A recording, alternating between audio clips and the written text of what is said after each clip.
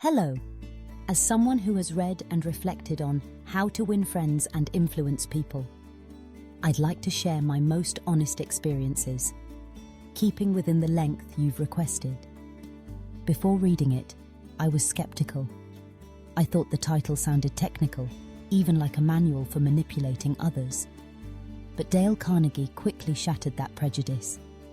I realized that the art of winning people over is not about clever tricks, but a journey of self-cultivation rooted in empathy, sincerity, and a deep respect for others. The core lesson: shifting the axis from I to you. The most eye-opening realization for me was the radical shift in perspective, moving the focus from oneself to others. We instinctively care about our I, but the key to connection lies in temporarily setting it aside to genuinely step into their world.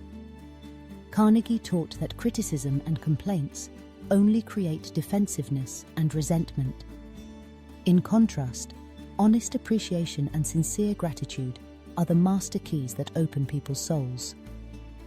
This isn't empty flattery, but the effort to find and acknowledge the good in others, no matter how small. I tried this at work.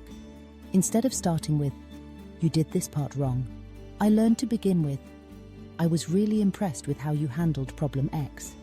Regarding part Y, perhaps we could consider option Z." This small change transformed a potential confrontation into a constructive, open exchange, making the relationship better for it. The power of simple things. Part 2 of the book discusses ways to create a good impression that sound almost trivial. Smile, remember a person's name, be a good listener, encourage others to talk about themselves. But it is precisely because they are so simple that we often overlook them, even though they hold extraordinary power. I was particularly moved by the principle, be a good listener. In a noisy world where everyone wants to speak, a person willing to be silent and listen with their whole heart becomes incredibly precious. Listening isn't just waiting for your turn to talk. It's giving your complete focus to the other person's story. I had an unforgettable experience with this. A friend in crisis came to me. Instead of offering advice, as I would have in the past, I simply stayed silent, looked them in the eye, and truly listened. I didn't judge or interrupt. At the end, my friend hugged me and said, "Thank you. I feel so much lighter." I hadn't done anything grand. I had simply been fully present and given them my undivided attention. Persuasion through agreement. The section on persuasion doesn't teach manipulation, but the art of agreement. The golden rule is to avoid pointless arguments just to prove I'm right. Because even if you win with logic, you still lose on an emotional level. Instead, Carnegie proposes a smarter method. Begin in a friendly way. Find common ground and show the other person you respect their opinion. A phrase like, "I completely understand why you think that," is 1,000 times more effective than declaring, "You're wrong."